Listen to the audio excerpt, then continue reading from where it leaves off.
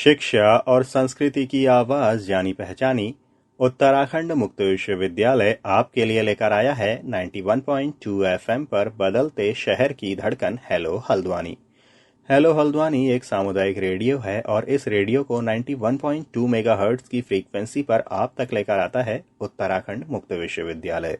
दोस्तों, इस रेडियो पर हम समुदाय और समाज से जुड़े हुए कई तरह के मुद्दे अलग अलग कार्यक्रमों के जरिए आपके सामने लेकर आते रहते हैं। तो वहीं उत्तराखंड मुक्त विश्वविद्यालय से जुड़े हुए विद्यार्थियों की जानकारी के लिए भी हम कई तरह के कार्यक्रम इस रेडियो पर लेकर आते रहते हैं। तो ऐसे ही एक कार्यक्रम के साथ आज हमारे स्टूडियो में मौजूद हैं उत्तराखंड मुक्त विश्वविद्यालय के library science and information technology department से डॉक्टर प्रीति शर्मा, और इनकी जानकारी का जो आज का विषय है वो है library alerting services CAS and STI।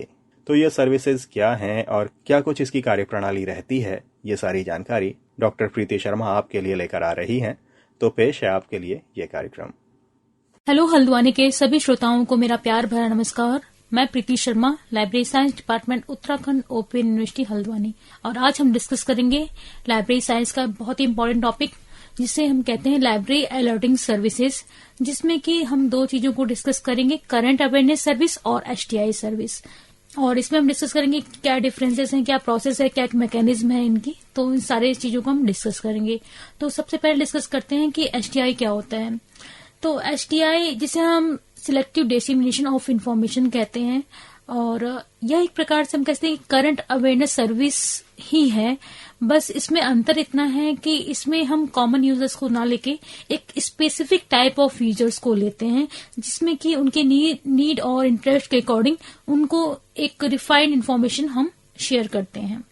और अगर हम बात करें करंट अवेयरनेस सर्विस का, तो ये current awareness service he common type of users को हम कोई भी हमारे पास जो लाइब्रेरीज में न्यू कलेक्शन ऐड होता है, चाहे वो रिसर्च के रिगार्डिंग हो या फिर हमारे बुक्स के रिगार्डिंग हो, आर्टिकल्स के रिगार्डिंग हो, या फिर आपका जर्नल्स हो कोई न्यू, तो उन सारी जो न्यू कलेक्शन होते हैं उसको हम कॉमन यूजर्स, जो भी लाइब्रेरी के यूजर्स होते हैं, उनको लाइब्रेरी ओरिएंटेशन या फिर हमारे जो डिस्प्ले बोर्ड के द्वारा उन यूजर्स को उस न्यू कलेक्शन के बारे में अवेयर कराते हैं। तो ये करंट अवेयरनेस सर्विस होती है।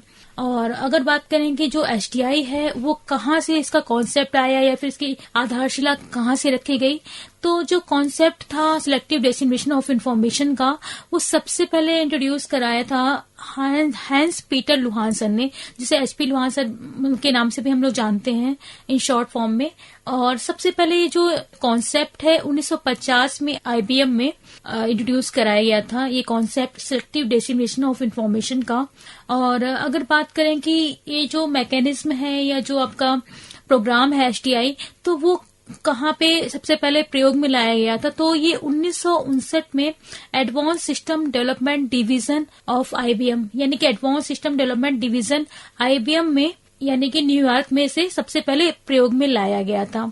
इसमें कुछ डेफिनेशन भी है, जिसमें हम लोग कह सकते हैं कि एक प्रकार से जो STI सर्विस है एक ऑटोमेटेड सर्विस है, जिसमें कि हम यूजर्स को पर्सनल लेवल पर जाके उन्हें कुछ पर्टिकुलर सिलेक्टेड इंफॉर्मेशन या फिर उनकी जरूरत की इंफॉर्मेशन उन्हें हम प्रोवाइड कराते हैं। तो ये डेफिनेशन के अकॉर्डिंग है कि इसको हम किस तरह से डिफाइन करते हैं इस कॉन्सेप्ट को। और अब हम बात कर लेते हैं कि इसके ऑब्जेक्टिव्स और एम्स क्या क्या हैं। तो सबसे बड़ा अगर हम बात करें उद्देश्य है इसका to update researcher and specialist, यानी कि हम जो रिसर्चर या जो स्पेशलिस्ट या फिर जो एक्सपर्ट होते हैं या जो साइंटिस्ट होते हैं जो पर्टिकुलर लाइब्रेरीज में आते हैं इंफॉर्मेशन कलेक्ट करने के लिए, तो उनको अपडेट कराना हमारा सबसे बड़ा ऑब्जेक्टिव होता है कि हमारे जो न्यू कलेक्शन है उनसे हम उन्हें अपडेट करा सकें और उनकी नीड और इंटरेस्ट के अकॉर्डिंग उन्हें उनकी इंफॉर्मेशन हम उन्हें प्रोवाइड करा सकें। और साथ ही साथ इसका दूसरा ऑब्जेक्टिव है कि हम जो भी हमारे पास नए कलेक्शन ऐड हुए हैं उनमें हम उनके रिफाइंड इंफॉर्मेशन को शेयर करा सकें, यानी कि उनका टाइम सेव हो सके, जिससे कि और उनकी जरूरत की चीजें ही हम उन्हें प्रोवाइड करें, अननेसेसरी चीजों पे वो ना जाएं, और ताकि उनका टाइम को हम सेव कर सकें। और साथ ही साथ हम जो पैरेलल रिसर्च चल रही होती हैं और उसके बारे में भी हम उनकी फील्ड से रिलेटेड या फिर उनके प्रेफरेंसेस से रिलेटेड जो भी पैरेलल रिसर्च चल रही होती हैं उनके बारे में भी उनको अवेयर कराने का भी हमारा एक मोटिव होता है। साथ ही साथ इससे एक ये भी फायदा होता है कि उनसे रिपीटिशन जो होता है वो भी कहीं ना कहीं उससे वो बच सकते हैं और उस फील्ड में जो काम हो चुका है उससे वो कुछ नया कर सकें ताकि वो जो काम है वो रिपीट ना हो। तो ये भी एक ऑब्जेक्टिव होता है एसटीआई का, सिलेक्टिव डिस्ट्रीब्यूशन ऑफ इंफॉर्मेशन का। और फोर्थ पॉइंट तो सभी को पता है कि save the time of researcher and specialist. हम इस तरह से अपने जो यूजर्स का या फिर जो स्पेशलिस्ट है उनका टाइम को हम सेव कर सकते हैं ताकि वो अननेसेसरी वो किसी और फर्दर इन्फॉर्मेशन पे ना जाएं और उन्हें एक रिलेवेंट इन्फॉर्मेशन प्रोवाइड हम कर सकें। अब बात कर लेते हैं कि कंपोनेंट कौन कौन से यूज होते हैं एसटीआई में। तो सबसे पहले हम लोग बात करते हैं कि इसमें हम लोग यूजर प्रोफाइल को मेंटेन करते हैं, साथ ही साथ डॉक्यूमेंट प्रोफाइल होती है और एक मैकेनिज्म या फिर एक प्रोग्राम होता है जिसके थ्रू हम प्रोफाइल्स को मैच करते हैं। और लास्ट होता है इसमें जो कंपोनेंट है वो यूजर फीडबैक सिस्टम। तो यूजर प्रोफाइल में जो भी उनके नाम से रिलेटेड चीजें होती हैं या फिर उनके ऑर्गेनाइजेशन का नाम या यूजर प्रेफरेंसेस या फिर उसमें उनकी रिसर्च फील्ड कौन सी है, तो ये सारी चीजें यूजर प्रोफाइल में हम लोग रेडी करते हैं। और फिर आता है डॉक्यूमेंट प्रोफाइल। डॉक्यूमेंट प्रोफाइल में जो भी चीजें हमारे पास नया कलेक्शन ऐड हुआ है, चाहे वो हमारे ई बुक्स हैं, जर्नल्स हैं, रिसर्च पेपर हैं, तो उनसे वो सारी चीजों का हम प्रोफाइल मेंटेन करते हैं, डॉक्यूमेंट प्रोफाइल। और फिर मैकेनिज्म में एक प्रोग्राम होता है जिसमें कि हम दोनों चीजों को, दोनों प्रोफाइल्स को मैच कराते हैं। और यूजर फीडबैक में हम यूजर का फीडबैक लेते हैं और अगर उनको फर्दर कोई भी रिक्वायरमेंट होती है तो उस फीडबैक के द्वारा हम उनकी जो प्रोफाइल होती है उनको अपडेट करते हैं। तो एक कंपोनेंट है जो कि बहुत इंपॉर्टेंट है इस प्रोसेस को कंप्लीट करने में। अब हम बात करते हैं कि कौन कौन से प्रोसेस है जिसके थ्रू हम एसटीआई को कर सकते हैं। तो इसमें 4 स्टेप्स यूज होते हैं generally: selection, notification, feedback and modification. तो सिलेक्शन जो प्रोसेस होता है उसमें हम जो यूजर प्रोफाइल और जो डेटा प्रोफाइल हमारे पास होती है बुक्स की या न्यू कलेक्शन जो भी हमारे पास आते हैं लाइब्रेरीज में, उनको हम मैच कराने के बाद जो सिलेक्टेड बुक्स या जर्नल या रिसर्च पेपर जो भी चीजें होती हैं उसको हम सिलेक्शन के अंतर्गत रखते हैं। और फिर नोटिफिकेशन की बारी आती है, तो जो सिलेक्टेड डॉक्यूमेंट्स या जो भी हमारे पास रिसर्च या जर्नल या ई बुक्स हैं उनको हम नोटिफिकेशन के माध्यम से या मेल के माध्यम से हमने यूजर्स को भेजते हैं। फिर बात आती है फीडबैक की। तो फीडबैक में हमें वो इन्फॉर्म करते हैं कि फर्दर हमें इस पर्टिकुलर टॉपिक पे डिटेल इन्फॉर्मेशन चाहिए या फिर हमें किसी और टॉपिक पे भी इन्फॉर्मेशन चाहिए, तो वो हमें फीडबैक के माध्यम से बताते हैं। फिर मॉडिफिकेशन की बारी आती है और सारी चीजें हम फिर उनके प्रोफाइल में ऐड करते हैं जो भी उनको रिक्वायरमेंट होती है फर्दर सब्जेक्ट से रिलेटेड या फिर टॉपिक्स से रिलेटेड, तो वो मॉडिफिकेशन स्टेप्स के अंदर जाती है। तो ये प्रोसेस था कि एसटीआई को हम कैसे करते हैं, क्या प्रोसेसिंग होती है एसटीआई को करने की। और इसके बाद आता है कि किस तरह से पूरा प्रोसेसिंग होती है, तो वो हम बता देते हैं आपको। एक्चुअली ये फ्लो डायग्राम के थ्रू होता है बट मैं इसे आपको एक्सप्लेन करती हूँ वर्बली। तो इसमें क्या होता है कि यूजर प्रोफाइल, जैसा कि मैंने आपको स्टेप्स में बताया था, यूजर प्रोफाइल हम मेंटेन करते हैं और इसे हम लोग यूजर डेटाबेस भी कहते हैं, जिसमें कि यूजर्स की नीड और इंटरेस्ट, प्रेफरेंसेस यानी कि उनकी जो रिसर्च की प्रेफरेंसेस हैं या नाम है, ऑर्गेनाइजेशन है, तो वो सारी चीजें हम मेंटेन करते हैं।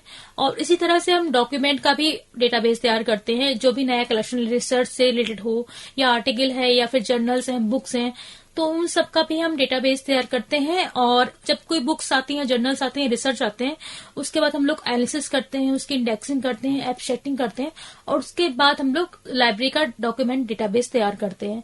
और इसके बाद हम लोग एक हमारे पास प्रोग्राम या मैकेनिज्म होती है जिसके द्वारा हम लोग यूजर डेटाबेस और लाइब्रेरी डॉक्यूमेंट डेटाबेस को मैचअप कराते हैं। फिर हम मेल के द्वारा यूजर्स को इन्फॉर्म करते हैं कि हमारे आपके नीड के अकॉर्डिंग कौन कौन सी हमारे पास न्यू कलेक्शन अवेलेबल है, और मेल के थ्रू हम उन्हें इन्फॉर्म करते हैं। और इसके बाद प्रोसेस आता है फीडबैक का या रिस्पांस का, जिसमें कि यूजर अपने रिस्पांस हमें शेयर करते हैं with the help of male, और जिसमें कि उनकी जो फर्दर रिक्वायरमेंट होती हैं या फिर उनका कोई डिटेल इन्फॉर्मेशन चाहिए होती है या एक्स्ट्रा कोई भी इन्फॉर्मेशन, यूजर गाइडेंस सर्विस या कुछ समथिंग इस तरह से चाहिए होती है, तो वो भी हमें इन्फॉर्म करते हैं। देन हम एनालिसिस करते हैं और उसके बाद जो भी मॉडिफिकेशन रिक्वायर्ड होते हैं वो हम उनकी प्रोफाइल में ऐड करते हैं और उसके बाद फिर हम उन्हें डॉक्यूमेंट डिलीवरी करते हैं। तो ये जो पूरी चेन है वो अगेन एंड अगेन चलती रहती है, कंटिन्यू चलती रहती है। तो ये पूरा जो प्रोसेस था वो हमने एक्सप्लेन किया कि कैसे ये एचटीआई सर्विस हमको हम करते हैं और इसको कैसे हम इंफॉर्मेशन को शेयर करते हैं। और लास्ट में हम डिस्कस करते हैं कि करंट अवेयरनेस सर्विस और एचटीआई में क्या डिफरेंसेस हैं, और ज्यादातर यहाँ से भी क्वेश्चन बनते हैं कि डिफरेंसेस क्या हैं, क्योंकि दोनों ही अलर्टिंग सर्विसेज हैं, तो दोनों में मेन डिफरेंस क्या है। तो सबसे इम्पोर्टेंट डिफरेंस ये है कि जो करंट अवेयरनेस सर्विस होती है वो सभी यूजर्स के लिए होती है, यानी कि कॉमन टू ऑल यूजर्स, यानी कि जो भी लाइब्रेरीज में आते हैं यूजर्स वो सभी के लिए इक्वल होती है, इसमें कोई स्पेसिफिकेशन नहीं होता। और अगर हम बात करें एचटीआई की, तो ये एक प्रकार से पर्सनलाइज्ड सर्विस होती है और ये स्पेशल टाइप ऑफ यूजर्स के लिए होती है। और सेकंड आता है कि ये जो करंट अवेयरनेस सर्विस होती है इसमें हम ब्रॉडर लेवल पे सब्जेक्ट को कवर करते हैं, यानी कि सारी चीजें जो भी नया कलेक्शन ऐड होता है वो सारी चीजें को हम कॉमन यूजर्स के साथ शेयर करते हैं। और यहीं पे अगर बात करें एचटीआई की, तो इसमें हम स्पेसिफाइड यूजर्स को कुछ एक उनकी नीड के according special type of information share करते हैं, या फिर एक तरह से हम रिफाइंड इन्फॉर्मेशन शेयर करते हैं। और करंट अवेयरनेस सर्विस में नेक्स्ट पॉइंट है कि ये जो सर्विस है करंट अवेयरनेस सर्विस, ये सभी प्रकार के लाइब्रेरीज में देखने को मिलती है, चाहे वो छोटी लाइब्रेरीज हो या फिर बड़ी लाइब्रेरीज हो। और जो एचटीआई है वो सभी लाइब्रेरीज में जनरली देखने को नहीं मिलती है। ये जनरली बड़ी लाइब्रेरीज हो गई, या फिर स्पेशल लाइब्रेरीज हो गई, या रिसर्च एंड डेवलपमेंट की लाइब्रेरीज हो गई, या फिर आईआईटीज की लाइब्रेरीज हो गई, तो उनमें ही ये सर्विसेज हमें देखने को मिलती है, क्योंकि स्पेशल टाइप ऑफ यूजर्स होते हैं और बहुत सारे डिफरेंट टाइप के रिसर्च स्कॉलर्स भी होते हैं, तो जनरली बड़ी लाइब्रेरीज में ये सर्विस हमें देखने को मिलती है। नेक्स्ट बात करते हैं करंट अवेयरनेस सर्विस में कि ये जो सर्विस है करंट अवेयरनेस सर्विस, इसमें हमें कंप्यूटर की नीड नहीं पड़ती है और ये बिना कंप्यूटर के भी हम ऑपरेट कर सकते हैं इस सर्विस को। और जबकि एचटीआई में बिना कंप्यूटर के सर्विस पॉसिबल नहीं होता, क्योंकि इसमें हमें डेटाबेस तैयार करना पड़ता है, जो कि मैनुअली तैयार करना एक तरह से असंभव है, और फिर साथ में प्रोग्रामिंग होती है ताकि हम मैच करें, तो बहुत टाइम लेता है और ये चीजें एक तरह से इम्पॉसिबल है, इसलिए हमें एचटीआई में कंप्यूटर की नीड होती है। और नेक्स्ट पॉइंट है करंट अवेयरनेस सर्विस में कि हम जो करंट अवेयरनेस सर्विस है इसमें फीडबैक का स्टेप नहीं होता, और फीडबैक इम्पोर्टेंट भी नहीं होता, क्योंकि हम सारी इन्फॉर्मेशन यूजर्स को शेयर करते हैं। और वहीं बात करें अगर एचटीआई की, तो एचटीआई में ये जो फीडबैक है बहुत इंपॉर्टेंट रोल प्ले करता है, और जिसमें कि हम फीडबैक के माध्यम से ही उन यूजर्स के रिस्पांस को देख सकते हैं, और फर्दर कोई भी उनकी क्वेरीज होगी या कोई भी रिक्वायरमेंट होगी तो उनको फीडबैक के माध्यम से मॉडिफाई करके उन्हें उस इन्फॉर्मेशन को शेयर कर सकते हैं। और अगर बात करें करंट अवेयरनेस सर्विस में, तो करंट अवेयरनेस सर्विस में एक तरह से हम जो भी नया कलेक्शन ऐड होता है पीरियोडिकल्स का या जो भी चीजें, वो सभी यूजर्स को शेयर करते हैं। और वहीं एचटीआई की बात करें तो इसमें हम पिन पॉइंटेड इन्फॉर्मेशन शेयर करते हैं, जिससे कि उनके टाइम को हम सेव कर सकते हैं। और लास्ट पॉइंट है इसमें करंट अवेयरनेस सर्विस में, to aware the user about the new collection, user को हम न्यू कलेक्शन के बारे में इन्फॉर्म करते हैं। और एक ड्रॉबैक भी हम कह सकते हैं कि करंट अवेयरनेस सर्विस में एक ड्रॉबैक भी कहीं ना कहीं छोटा सा है, और क्योंकि ये हम कॉमनली यूजर को इन्फॉर्मेशन शेयर करते हैं जिसमें कि वो अपनी जरूरत की चीजें ले सकते हैं, जिससे कि उनका टाइम कहीं ना कहीं थोड़ा लगता है। और एचटीआई में ये एक प्रॉफिट है या कैसे बेनिफिट है इसका कि ये हम पिन पॉइंटेड या फिर यूजर की नीड के अकॉर्डिंग इन्फॉर्मेशन को अपने लेवल पे ही रिफाइन कर देते हैं, जिससे कि उनकी टाइम जो इम्पोर्टेंट होता है रिसर्च स्कॉलर या फिर स्पेशलिस्ट के लिए, वो काफी हद तक उनका टाइम सेव हो जाता है। तो ये कुछ पॉइंट्स थे जो कि करंट अवेयरनेस सर्विस और एचटीआई में क्या अंतर है उसको बताने में काफी हद तक अच्छा रोल प्ले करते हैं। तो आई थिंक आपको जो करंट अवेयरनेस सर्विस और HTI selected designation information service, इसके बारे में टॉपिक है जो क्लियर हुआ होगा। और मिलते हैं तब तक हम लोग नेक्स्ट लेक्चर में, तब तक keep learning. Thank you very much.